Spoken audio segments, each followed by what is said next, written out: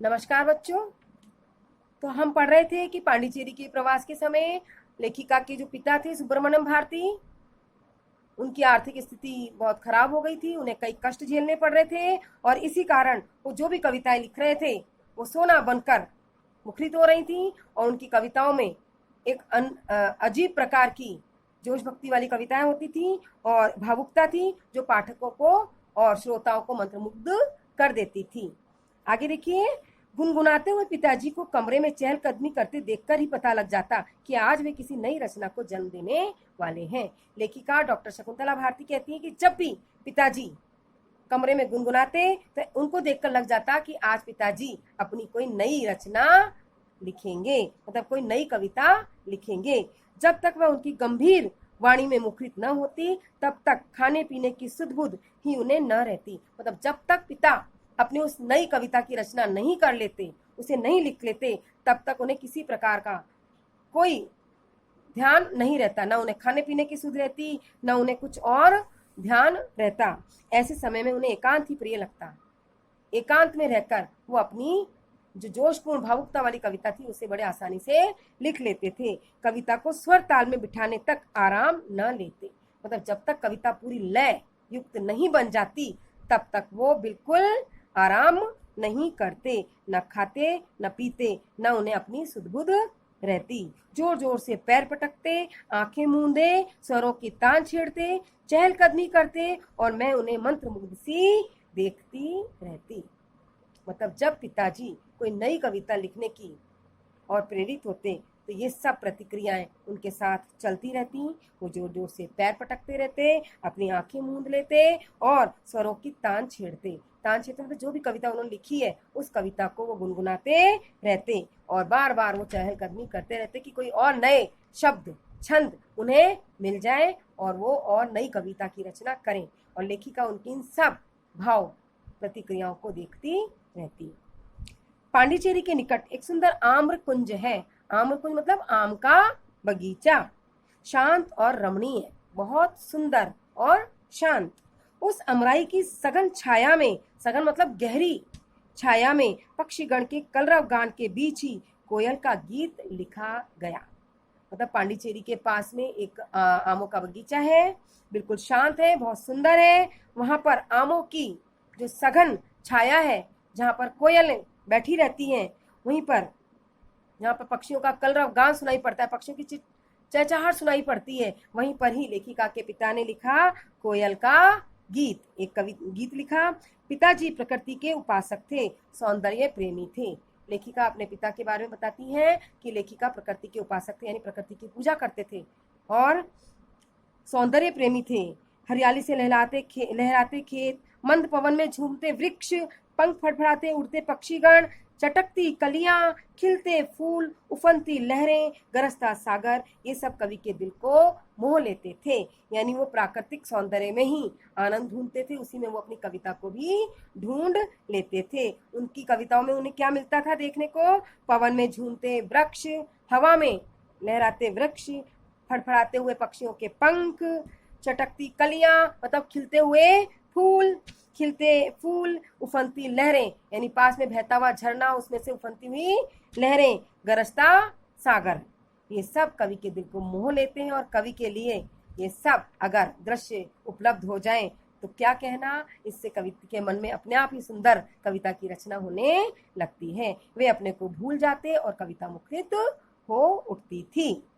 एक दिन की बात है, लेखिका बताती है अपने पिता के बारे में कि एक दिन की बात है, मित्रों की मंडली जमी थी। वह वेसु अय्यर ने निराशा से पीड़ित स्वर में पूछा, हम भारतीय कब तक यूं बंधे रहेंगे? मतलब हम कब तक अंग्रेजों की गुलामी सहते रहेंगे? हम कब तक अंग्रेजों के गुलाम बने रहेंगे? पिताजी ने कविता शैली में उत्तर दिया, मतलब कविता बता दी, कविता के रूप में उन्होंने उनका आंसर दे दिया। बंदी हैं हम, सहते रहेंगे, समय बदलेगा, देखेंगे धर्म की विजय पताका फहराते।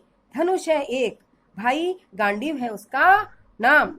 क्या कहते हैं कि बंदी हैं हम, सहते रहेंगे। हम जब तक बंदी हैं तब तक तो ये दास्ता सहते रहेंगे, लेकिन एक दिन समय अवश्य बदलेगा, तब हम देखेंगे कि धर्म की विजय पताका फैल रही है। मतलब अंत में किसकी जय होगी? धर्म की जय होगी। धनुष है एक भाई गांडीव है उसका नाम। ये पांचाली शपथमल में अर्जुन का कथन था। मतलब एक जो गांडीव उसके पास, अर्जुन के पास धनुष था, यही हमारे देश को जिस प्रकार से अर्जुन ने उस धनुष के द्वारा कौरवों से विजय प्राप्त कर ली थी, ऐसे ही हमारे पास भी ये हथियार है। हमारी जो कविताएं हैं, इन कविताओं में, जोश भरी कविताओं से हम लोगों को जागृत करेंगे और हम विजय प्राप्त करेंगे।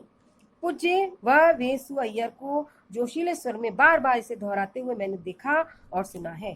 मतलब जो उनके मित्र थे जिन्होंने पूछा था कि हम भारतीय कब तक यूं बंधे रहेंगे, और पिताजी ने कविता शैली में उत्तर दिया था। इस कविता शैली को, यानी कि इस कविता की पंक्तियों को बाद में ये अय्यर मित्र बहुत ही जोशीले स्वर में गुनगुनाते रहते थे। दरिद्रता, बीमारी, पारिवारिक कठिनाइयां, मानसिक वेदना आदि से पिताजी का दुर्बल शरीर जर्जर हो चुका था। मतलब दरिद्रता, बीमारी और जो उनके ऊपर वेदना थी, उनके ऊपर जो कष्ट था, इन सब के कारण वो बहुत अधिक जर्जर हो चुके थे, यानी बहुत कमजोर हो गए थे। फिर भी उनका मन स्वस्थ और स्फुल्लिंग के समान तेजस्वी था। वो शारीरिक रूप से तो बहुत कमजोर हो गए थे, मानसिक रूप से भी बहुत दुखी हो गए थे, लेकिन उनका मन स्वस्थ था। उनकी भारत समुदायम कवि शीर्षक कविता में ये पंक्तियां हैं कि उनका मन कैसे स्वस्थ और स्फुल्लिंग था। स्फुल्लिंग मतलब आग की चिंगारी के समान, लोगों को प्रेरित करने वाली कविता वो कैसे लिख लेते थे, ये देखिए ये इस पंक्ति के माध्यम से। ये देश 30 करोड़ आदमियों की सार्वजनिक संपत्ति है, इस पर सबका समान अधिकार है। हमारा ये समाज, हमारी लोकतांत्रिक सत्ता दुनिया में निराली है। हम समस्त भारतीय एक कुल के हैं, एक जाति के हैं। यहाँ पर सबका स्थान समान है, मानव मूल्य सबका समान है, ऊंच नीच कोई नहीं। हर भारतीय इस देश का राजा है, हाँ राजा है। और इस कविता की पंक्तियों से वो क्या बताना चाहते हैं लोगों को कि हम सब एक हैं, ना कोई छोटा है ना कोई बड़ा है, सबको समान अधिकार प्राप्त है। ना कोई राजा है ना कोई रंक है, सबका कुल जाति सब एक ही जाति के हैं, सबका स्थान एक समान है, कोई छोटा नहीं कोई बड़ा नहीं, सबके मानव मूल्य भी समान है, कोई ऊंचा कोई नीचा नहीं। हम सब भारतीय हैं और इस देश के राजा हैं। इस तरह उनकी इन पंक्तियों में क्या दिखाई पड़ता है? स्फुलिंग मतलब आग की चिंगारी, जोश।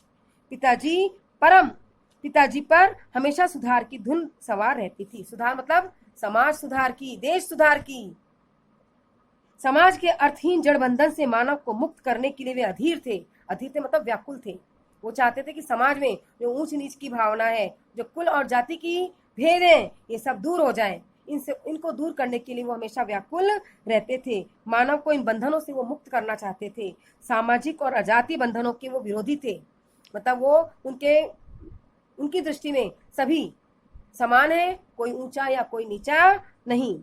वे धार्मिक कट्टरता, संकुचित जातीय भावना आदि का जोरदार खंडन किया करते थे। मतलब वे धार्मिक कट्टरता कि कौन हिंदू है, कौन मुसलमान है, कौन ऊंची जाति का है, कौन नीची जाति का है, इन सब भावनाओं का वो जोरदार खंडन करते थे, मतलब विरोध करते थे। उन्हें न समाज का डर था न व्यक्तियों का, वो किसी से डरते नहीं थे। वे बिल्कुल आजाद विचारों के आजाद पुरुष थे। वो आजाद विचारों के, वो मानसिक रूप से वेदना भोग रहे थे, दरिद्र थे, बीमार थे, लेकिन वो मन से स्वस्थ थे। उनके मन में एक आग की चिंगारी थी और वो एक आजाद विचारों के पुरुष थे। इसीलिए वो इन सब धार्मिक कट्टरताओं का और संकुचित जातियों का हमेशा खंडन किया करते थे। लेखिका बताती हैं कि उन दिनों पत्नी को साथ लेकर बाहर जाने की हिम्मत किसी में न थी। मतलब उन दिनों जब हमारा देश आजाद नहीं हुआ था, उन दिनों में लोग अपनी पत्नियों को अपने साथ कभी बाहर घुमाने नहीं ले जा सकते थे, किसी की हिम्मत नहीं होती थी। मगर पिताजी माँ के गले में हाथ डालकर उसे बाहर घुमाने ले जाया करते थे, क्योंकि वो उस समय की इस परंपरा का भी विरोध करते थे। इसीलिए वो समाज के इन बंधनों को दूर करने के लिए जानबूझकर अपनी पत्नी को, यानी लेखिका की माँ को बाजार में बाहर घूमने ले जाया करते थे, और वो भी गले में हाथ डालकर। गांव वाले इस व्यवहार को देखकर झल्ला उठते थे। मतलब गांव वाले जब इस प्रकार से लेखिका के पिता को उनकी पत्नी के साथ जाते देखते थे तो उन्हें अच्छा नहीं लगता था। पिताजी सर्वधर्म समानता को मानने वाले थे। सर्वधर्म समानता मतलब सभी धर्म समान है, कोई धर्म ऊंचा नहीं, कोई धर्म नीचा नहीं, कोई बड़ा नहीं, कोई छोटा नहीं। भिन्न भिन्न जाति वालों, नीचे कहे जाने वालों के साथ बैठकर उन्होंने भोजन किया। मतलब जो जातीय रूप से समाज की दृष्टि में जो निम्न वर्ग के लोग माने जाते थे, पिताजी उनके साथ बैठकर भी भोजन करते थे। इस बात को लेकर एक बार बड़ा भारी हंगामा हो गया। पांडिचेरी में उन्होंने एक हरिजन युवक का उपनयन करवाया। उपनयन मतलब जो ये ब्राह्मण लोग जिस प्रकार का संस्कार करवाते हैं, ऐसा ही संस्कार उन्होंने एक हरिजन युवक का करवा दिया। वे बाल विवाह के विरुद्ध थे। मतलब जो नाबालिग बच्चों की विवाह हो जाते हैं, उस विवाह के भी, वो बाल विवाह के भी विरुद्ध थे। नारी जागरण, नारियों को उन्नति तथा स्त्री शिक्षा के वे पक्षपाती थे। मतलब समाज में स्त्रियों को ऊंचा उठाना चाहते थे, इसलिए वो नारी जागरण, नारियों को उन्नति और नारी शिक्षा, इसको भी बड़ा महत्व देते थे। वे हम बहनों को स्वाभिमानी, निर्भीक और साहसी बने रहने का बराबर उपदेश दिया करते थे। लेखिका ने बताया कि उससे एक बड़ी बहन और थी, तो वो हमेशा अपनी दोनों बेटियों को क्या शिक्षा देते थे कि स्वाभिमानी बनो, निर्भीक बनो, किसी से डरने की आवश्यकता नहीं है, और साहसी बनो। इन सब का उपदेश वो अपनी पुत्रियों को देते रहते थे। अब पिता के व्यक्तित्व, शारीरिक बनावट के बारे में वर्णन करती हुई लेखिका कहती है कि रोबीला चेहरा, कैसे थे उनके पिता?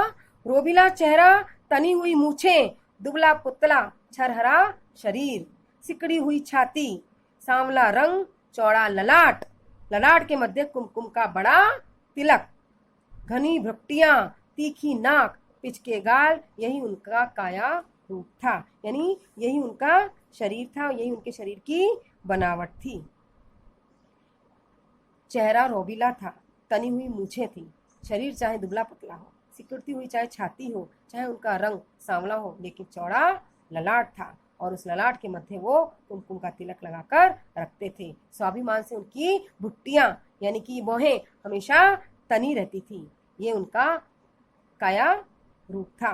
सिर पर पगड़ी, खुली शर्ट, उसके ऊपर ढीला कोट, उमंगों से भरा हृदय, मस्त चाल, सरल और सीधा व्यवहार, यह थी उनके व्यक्तित्व की झलक। उनकी आंखें इतनी चमकीली और आकर्षक थी कि देखने वाले मुग्ध हो जाते।